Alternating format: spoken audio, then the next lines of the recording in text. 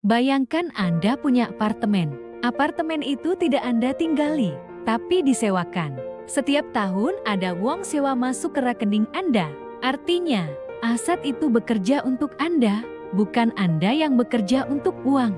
Sekarang bayangkan, kalau ada aset yang konsepnya mirip seperti properti disewakan, tapi tanpa ribet maintenance, tanpa cari penyewa, tanpa renovasi. Hari ini kita akan bahas cara membangun aset finansial yang bekerja seperti itu. Banyak orang bekerja 30-40 tahun, tapi ketika pensiun, penghasilan berhenti. Padahal kebutuhan hidup tidak berhenti.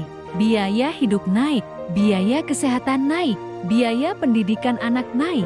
Akibatnya, banyak orang masih harus bekerja meskipun sudah usia pensiun, karena tidak punya income yang terus mengalir.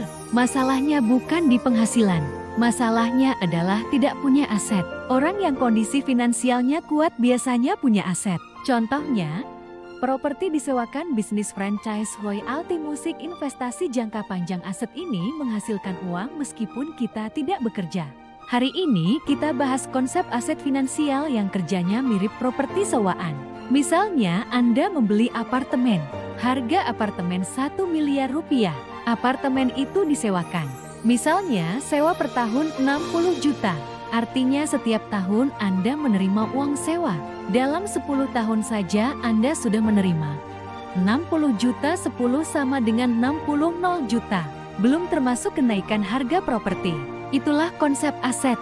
Keluar uang di awal, lalu aset menghasilkan uang. Tapi properti juga punya tantangan. Misalnya, biaya maintenance, atap bocor, AC rusak, cat harus diperbaiki. Ada juga biaya lain seperti pajak properti, servis charge apartemen, renovasi, kadang juga rumah kosong. Tidak ada penyewa, income nol, tapi biaya tetap jalan. Belum lagi harus cari penyewa, pasang iklan, ketemu calon penyewa, negosiasi harga. Artinya properti itu aset aktif, masih perlu diurus. Sekarang bayangkan ada aset yang lebih simpel. Tidak perlu renovasi rumah, perbaiki atap, cari penyewa, urus maintenance. Aset ini tetap memberikan penghasilan.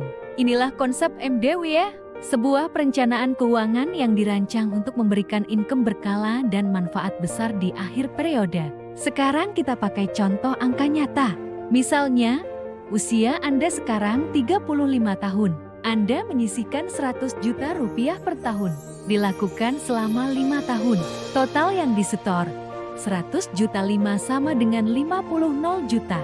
Anggap saja ini seperti mencicil membeli aset. Setelah masa pembayaran selesai, aset finansial ini mulai memberikan manfaat. Contoh skenario, manfaat tunai tahunan sekitar 20 juta per tahun. Income ini bisa berjalan sekitar 16 tahun. 20 juta 16 sama dengan 320 juta. Lalu di akhir masa kontrak ada manfaat besar, sekitar 540 juta. Jadi total yang diterima 320 juta tambah 540 juta 860 juta. Total setor 500 juta. Total manfaat 860 juta. Artinya sekitar 1,7 kali dari uang yang disetor. Sekarang kita lihat versi yang lebih menarik. Bagi orang yang ingin melindungi nilai uangnya dari inflasi rupiah, produk ini juga tersedia dalam mata uang USD. Contoh, usia masuk 35 tahun, setor 10.000 USD per tahun, dilakukan selama 5 tahun. Total setor 50.000 USD. Setelah masa pembayaran selesai, aset mulai memberikan income tahunan. Misalnya sekitar 3.500 USD per tahun. Income ini bisa berjalan sekitar 16 tahun. 3.516 sama dengan 56.000 USD.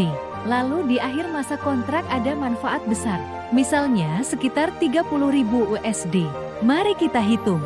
Income tahunan 56.000 USD, manfaat akhir 30.000 USD, total manfaat 86.000 USD. Total setor 50.000 USD. Artinya sekitar 1,7 kali dari uang yang disetor. Dan semua dalam USD. Jadi konsepnya sangat sederhana. Seperti membeli properti yang disewakan. keluar uang beberapa tahun untuk membangun aset. Lalu aset itu mulai memberikan income tanpa perlu cari penyewa, tanpa maintenance, tanpa renovasi. Kerja di awal, nikmati hasilnya di masa depan. Karena tujuan akhirnya bukan sekadar bekerja untuk uang, tapi membangun aset yang bekerja untuk kita.